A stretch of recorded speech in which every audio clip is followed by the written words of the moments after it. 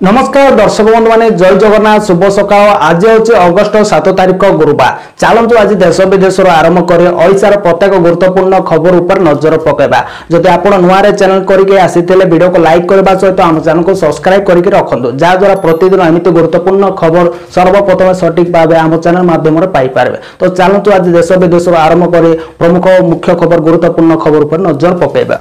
केन्दुझर खूब शीघ्र हम मेगा स्टील प्लांट कहले मुख्यमंत्री। केन्दुझर खूब शीघ्र हम मेगा स्टील प्लांट कहले मुख्यमंत्री। केन्दुझर गस्तर विभिन्न उन्नयनमूलक कार्यर समीक्षा करने बेले से यही कथा कहते। से आहरी मध्य कहते जे यही योजना 2 स्टेप आगक बढ़ी। कंपानी मध्य टंका जमा कर सारी। खूब शीघ्र जमी अधिग्रहण कर काम आरंभ करा जिवो। तेबे केन्दुझर गस्तर मुख्यमंत्री मोहन चरण माझी सेठारे से विभिन्न उन्नयनमूलक कार्यर समीक्षा करने सहित खूब शीघ्र मेगा स्टील प्लांट हेबो बोली केन्दुझरवासी को कहते।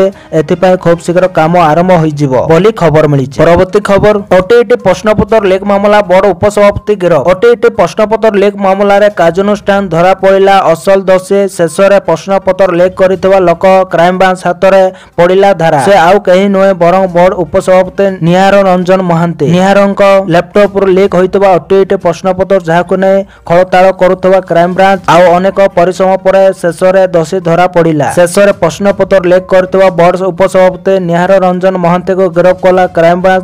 दुई थर जेरा परे निहारा को बांधिला क्राइम ब्रांच बोली खबर मिली। परवर्ती खबर चिठी लेखि जना केउतरे खर्च कल सुभद्रा टंका प्रभाती परिडा कहले। सुभद्रा भौणी सह आलोचना कले उपमुख्यमंत्री प्रभाती परिडा। विभाग को चिठी लिखिबा पय सुभद्रा भौणी को परामर्श देले प्रभाती। सुभद्रा टंका रे कोन करिसंते चिठी लेखि जणातो सफल बिजनेस मॉडल को वेबसाइट रे स्थानित करा जिवो। राखी पूर्णिमा अर्थात अगस्ट 9 तारिख रे सुभद्रा उपभोक्ता अकाउंट को टंका पठा जिवो। पूर्व 3टी किस्ती टंका मिलिथिबा बेले चतुर्थ किस्ती टंका अल्प किछि दिन रे अकाउंट को पठा जिवो। राज्य रो महिला को स्वावलंबी करबा उद्देश्य रे राज्य सरकार सुभद्रा योजना रो प्रज्वलन करिसंती बोली खबर मिलिछि। परवर्ती खबर 4 जिला सभापति नाम घोषणा कला बीजेडी। घोषणा हला 4 जिला बीजेडी सभापति गंजाम सहित केन्द्रापड़ा कलाहांडी एवं कटक जिलार सभापति नाम घोषणा करिछि दलर सुप्रीमो नवीन पटनायक। तबे गंजाम जिला बीजेडी सभापति होइछन्ते पूर्वतन विधायक विक्रम पंडा। सेहीपर केन्द्रापड़ा जिला बीजेडी सभापति होइछन्ते शिव प्रसाद भळ। अन्यपटे लांचीगढ़ प्रदीप दिसारी को कलाहांडी जिला सभापति भावे दायित्व दैछन्ते बीजेडी मुखिया। यासह कटक जिला बीजेडी सभापति होइछन्ते प्रफुल्ल सिंह। तेबे एबे भी 4 जिल्लार सभापति बाछि पारिनी बिजु जनता दल।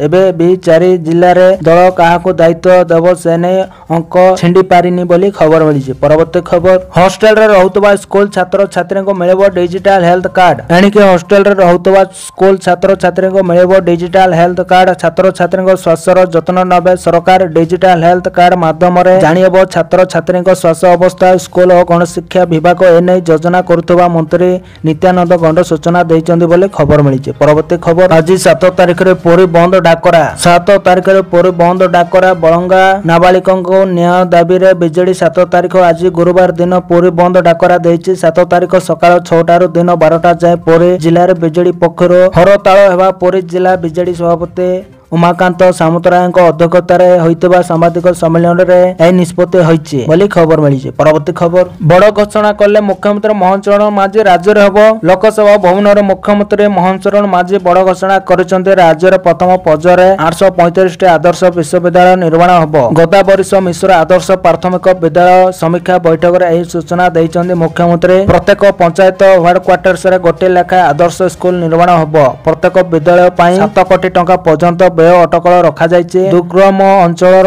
पिलांक जेबा आसीबा पाए मागणा परिवहन सुविधा करा जिवो बोली खबर मिली। परवर्ती खबर आसिला राष्ट्रपति भवन निमंत्रण। दिल्ली जिबे लक्षपति दीदी एस ज्योति। अगस्ट 15 तथा स्वाधीनता दिवस दिल्ली रे आयोजित स्वतंत्र कार्यक्रम जोगदेवे गंजाम जिलार लक्षपति दीदी तथा श्रीरामचंद्रपुर पंचायत कालियाबाली ग्रामर एस ज्योति रेड्डी। एथिलागि तांको राष्ट्रपति भवन निमंत्रण आसीछि। तांको विभिन्न महलर शुभेच्छार शो छुटिछि। सोमवार स्थानीय जौगड़ सम्मेलनी कक्षटारे एस ज्योति को शुभेच्छा जणाइछन्ते गंजाम जिलापाल ଭି କୀର୍ତ୍ତି ଭାଷଣ ବୋଲି ଖବର ମିଳିଛି। ପରବର୍ତ୍ତୀ ଖବର ଓଡ଼ିଶାରେ ଆଗାମୀ 5 ଦିନ ପ୍ରବଳ ବର୍ଷା ଆଇଏମଡି ଜାରି କଲା ଚେତାବନୀ। ଭାରତୀୟ ପାଣିପାଗ ବିଭାଗ ଆଇଏମଡି ରାଜ୍ୟରେ ଆଗାମୀ 5 ଦିନ ଅର୍ଥାତ୍ ଅଗଷ୍ଟ 8 ପର୍ଯ୍ୟନ୍ତ ପ୍ରବଳ ବର୍ଷା ଘଡ଼ଘଡ଼ି ଓ ଝଡ଼ ବଳ ପବନ ସହ ବିଜୁଳି ହେବାର ସମ୍ଭାବନା ଥିବା ନେଇ ହଳଦିଆ ଚେତାବନୀ ଜାରି କରିଛି। ଏକ ମୌସୁମୀ ଅବପାତ ବଙ୍ଗୋପସାଗରର ଉତ୍ତର ପୂର୍ବ ଆଡ଼କୁ ଗତି କରୁଥିବାରୁ ଏହି ପାଗ ପୂର୍ବାନୁମାନ କରାଯାଇଛି। ଏହାର ପ୍ରଭାବରେ ରବିବାର ଉତ୍ତର ଓଡ଼ିଶାରେ କେତେକ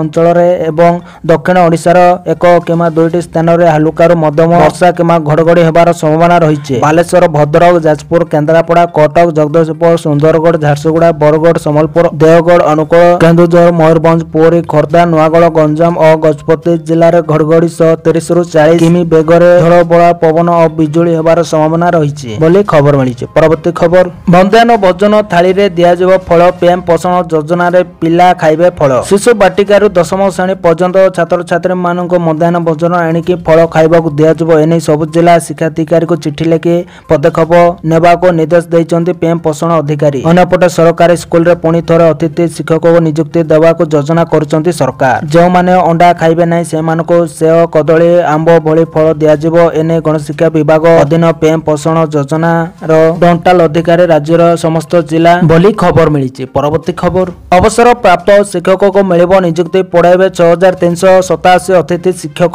ଅବସରପ୍ରାପ୍ତ 6387 ଶିକ୍ଷକଙ୍କୁ ଅତିଥି ଶିକ୍ଷକ ଭାବେ ମିଳିବ ନିଯୁକ୍ତି। ଅନୁଦାନ ପ୍ରାପ୍ତ ବ୍ଲକ ଗ୍ରାଣ୍ଡ ହାଇସ୍କୁଲ ସହ ସଂସ୍କୃତି ଟ୍ରଲ ସ୍କୁଲରେ ମିଳିବ ନିଯୁକ୍ତି। ବିଦ୍ୟାଳୟ ଓ ଗଣଶିକ୍ଷା ବିଭାଗ ପକ୍ଷରୁ ମାଧ୍ୟମ ଶିକ୍ଷା ନିର୍ଦ୍ଦେଶାଳୟକୁ ଏନେଇ ଚିଠି ଲେଖା ହୋଇଛି। ନୂଆ ଟିଜିଟି ନିଯୁକ୍ତ ହେବା ପାଇଁ ଅବସରପ୍ରାପ୍ତ ଶିକ୍ଷକ ଶିକ୍ଷକତା କରିବେ। ନିଜ ଅଞ୍ଚଳରେ ଫାଙ୍କା ଥିବା ପଦବୀ ବିଷୟରେ ଅବଗତ କରାଇବେ ଡିଇଓ। ଖାଲି ପଦବୀରେ ଟିଜିଟି ନିଯୁକ୍ତ ହେଲେ ଅତିଥି ଶିକ୍ଷକ ଅପସାରିତ ହେବେ ବୋଲି ଖବର ମିଳିଛି। ପରବର୍ତ୍ତୀ ଖବର ଏହି ତାରିଖ ପୂର୍ବରୁ କର୍ମଚାରୀମାନଙ୍କୁ ମିଳିପାରେ ଖୁସି ଖବର। ଦରମାରେ ହେବ ବମ୍ପର ବୃଦ୍ଧି। ଆଗାମୀ ସପ୍ତାହ ଲକ୍ଷ ଲକ୍ଷ କେନ୍ଦ୍ର ସରକାରୀ କର୍ମଚାରୀ ଏବଂ ପେନ୍ସନ ଭୋଗୀଙ୍କ ପାଇଁ ଗୁରୁତ୍ୱପୂର୍ଣ୍ଣ ହୋଇପାରେ। ଗଣମାଧ୍ୟମଙ୍କ ରିପୋର୍ଟ ଅନୁଯାୟୀ 15 ଅଗଷ୍ଟ 2025 ସୁଦ୍ଧା କେନ୍ଦ୍ର ସରକାର ମହଙ୍ଗା ଭତ୍ତା ଡିଏ ବୃଦ୍ଧି ଘୋଷଣା କରିପାରନ୍ତି। ଏହା ସହିତ ସପ୍ତମ ବେତନ କମିଶନ ଅଧୀନରେ ଦିଆଯାଉଥିବା ଶେଷ କିସ୍ତି ପରେ ଅଷ୍ଟମ ବେତନ କମିଶନର ପ୍ରତିକ୍ରିୟାକୁ ମଧ୍ୟ ତ୍ୱରାନ୍ୱିତ କରିବା ବିଷୟରେ ଆଲୋଚନା କରାଯାଉଛି। ପ୍ରକୃତରେ ସପ୍ତମ ବେତନ କମିଶନର କାର୍ଯ୍ୟକାଳ 31 ଡିସେମ୍ବର 2025ରେ ଶେଷ ହେବାକୁ ଯାଉଛି ଏବଂ ଏହା ସହିତ ଲକ୍ଷ ଲକ୍ଷ କେନ୍ଦ୍ର ସରକାରୀ କର୍ମଚାରୀ ଏବଂ ପେନ୍ସନ ଭୋଗୀଙ୍କ ଅଷ୍ଟମ ବେତନ କମିଶନ ସମ୍ପର୍କରେ ଆଶା ବୃଦ୍ଧି ପାଇଛି। ମୋଟ 50 ଲକ୍ଷରୁ ଅଧିକ କର୍ମଚାରୀ ଏବଂ 62 ଲକ୍ଷ ପେନ୍ସନ ଭୋଗୀ ଏକ ଉତ୍ତମ ଦରମା ଗଠନ ଆଶା କରୁଛନ୍ତି।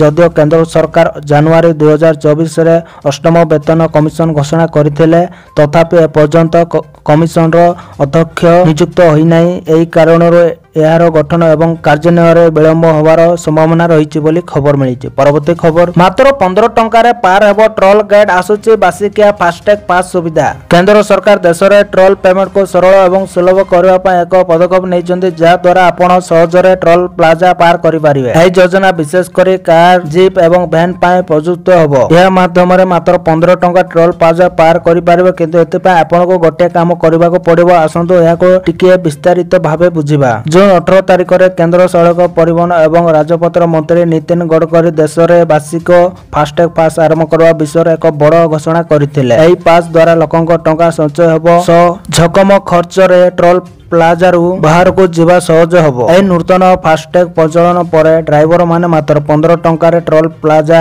ପାର କରିପାରିବେ।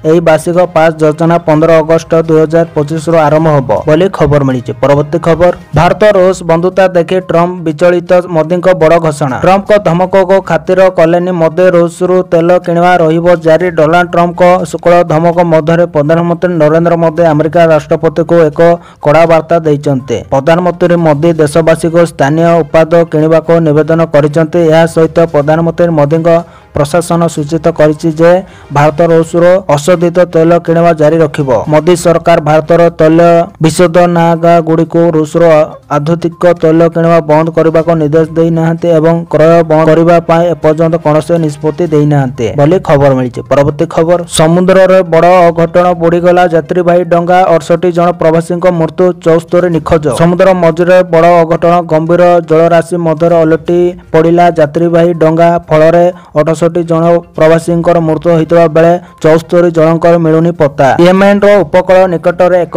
ଦୁଃଖଦ ଦୁର୍ଘଟଣା ଘଟିଛି। ରବିବାର ଦିନ ସମୁଦ୍ରରେ ଏକ ଡଙ୍ଗା ବୁଡ଼ିଯିବାରୁ ଅତିକ୍ରମରେ 68 ଜଣ ଆଫ୍ରିକୀୟ ପ୍ରବାସୀ ପ୍ରାଣ ହରାଇଛନ୍ତି। ଜାତିସଂଘ ପ୍ରବାସ ସଂସ୍ଥା କହିଛି ଯେ ଏହି ଘଟଣାରେ ଆହୁରି 74 ଜଣ ନିଖୋଜ ଅଛନ୍ତି ବୋଲି ଖବର ମିଳିଛି। ପରବର୍ତ୍ତୀ ଖବର, ଭାରତ ଆସି କ୍ରିକେଟ ଖେଳିବେ ମେସି। ଆର୍ଜେଣ୍ଟିନାର କିଂବଦନ୍ତୀ ଫୁଟବଲର ଲିଓନେଲ ମେସି ଆସନ୍ତା ଡିସେମ୍ବରରେ ଭାରତ ଗସ୍ତରେ ଆସିବେ। ଏହି ଗସ୍ତ ସମୟରେ ସେ କୋଲକାତା, ଅହମ୍ମଦାବାଦ, ମୁମ୍ବାଇ ଓ ନୂଆଦିଲ୍ଲୀରେ ରବିବାର କାର୍ଯ୍ୟକ୍ରମ ରହିଛି। ଏହି ଅବସରରେ ମେସି କୋଲକାତାରେ 70 ଫୁଟ ଉଚ୍ଚ ନିଜର ଏକ ପ୍ରତିମୂର୍ତ୍ତି ଅନାବରଣ କରିବା ସହ ଗୋଲ୍ଡ କପ୍ ଇଭେଣ୍ଟରେ ଯୋଗ ଦେବେ। ଏହା ସହିତ ଛୋଟ ପିଲାଙ୍କ ସହ କିଛି ସମୟ ଅତିବାହିତ କରିବା ପରେ ପ୍ରଧାନମନ୍ତ୍ରୀ ନରେନ୍ଦ୍ର ମୋଦିଙ୍କୁ ଭେଟିବାର କାର୍ଯ୍ୟକ୍ରମ ରହିଛି ବୋଲି ଖବର ମିଳିଛି। ପରବର୍ତ୍ତୀ ଖବର, ହାଇକୋର୍ଟର ସ୍ଥାୟୀ ବେଞ୍ଚ ପ୍ରତିଷ୍ଠାକୁ ନେଇ ପ୍ରତିକ୍ରିୟା ରଖିଲେ ରାଜସ୍ୱ ମନ୍ତ୍ରୀ। ହାଇକୋର୍ଟ ସ୍ଥାୟୀ ବେଞ୍ଚ ପ୍ରସଙ୍ଗରେ ରାଜସ୍ୱ ମନ୍ତ୍ରୀ ସୁରେଶ ପୂଜାରୀ ପ୍ରତିକ୍ରିୟା ରଖିଛନ୍ତି। ସେ କହିଛନ୍ତି କେଉଁଠି ବେଞ୍ଚ ପ୍ରତିଷ୍ଠା ହେବ ତାହା ଓକିଲ ସଂଘ ସ୍ଥିର କରନ୍ତୁ। ସେମାନେ ନିଜ ଭିତରେ ଆଲୋଚନା କରି ଏହା ସ୍ଥିର କରନ୍ତୁ। ପଶ୍ଚିମ ଓ ଦକ୍ଷିଣ ଓଡ଼ିଶା ହାଇକୋର୍ଟ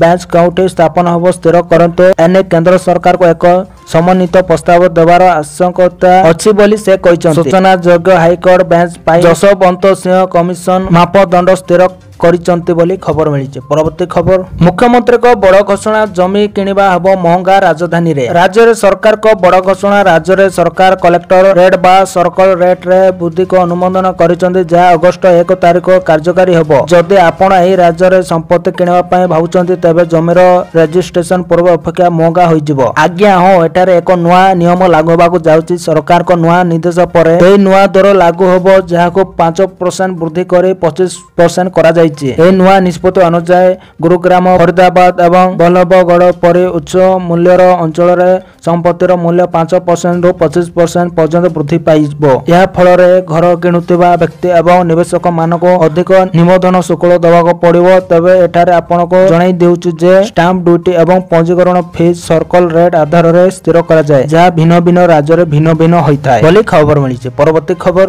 ହାତୀ ପାଇଁ ଆମ୍ବାନୀ ପରିବାର ହଟହଟା, ଝିଅକୁ ବୟକଟ କଲା କୋହ୍ଲାପୁର। ହାତୀ ପାଇଁ ହରଳ ଘଟଣାରେ ଆମ୍ବାନୀ ପରିବାର କୋହ୍ଲାପୁର ମଠରେ ରହୁଥିବା 36 ବର୍ଷିଆ ମାଇ ହାତୀ ମାଧୁରୀକୁ ଅନନ୍ତ ଆମ୍ବାନୀଙ୍କ ବାନ୍ତାରାକୁ ସ୍ଥାନାନ୍ତର କରିବା ପରେ ବିବାଦ ବଢ଼ିବାରେ ଲାଗିଛି। ଏପରିକି ମାଇ ହାତୀ ମାଧୁରୀକୁ ଫେରାଇ ଆଣିବା ପାଇଁ ଦାବି କରି କୋହ୍ଲାପୁରବାସୀ ଆମ୍ବାନୀଙ୍କ ଜିଓ ନେଟୱାର୍କ ବୟକଟ କରିଛନ୍ତି। ଯେ ପର୍ଯ୍ୟନ୍ତ ମାଧୁରୀକୁ ଫେରାଇ ନ ଦିଆଯାଇଛି ସେ ପର୍ଯ୍ୟନ୍ତ ଜିଓ ବ୍ୟବହାର କରିବେନି ବୋଲି ନିଷ୍ପତ୍ତି ନେଇଛନ୍ତି। ନ୍ୟୁଜଟିକୁ ସମ୍ପୂର୍ଣ୍ଣ ଦେଖିଥିବାରୁ ଆପଣମାନଙ୍କୁ ବହୁତ ବହୁତ ଧନ୍ୟବାଦ। ଭିଡ଼ିଓକୁ ଲାଇକ୍ କରି ସେୟାର କରି ସବସ୍କ୍ରାଇବ କରିବେ ସମସ୍ତେ, ଯାହାଦ୍ୱାରା ପ୍ରତିଦିନର ନ୍ୟୁଜ୍ ଜାଣିପାରିବେ ଆମ ଚ୍ୟାନେଲ ମାଧ୍ୟମରେ। ଧନ୍ୟବାଦ।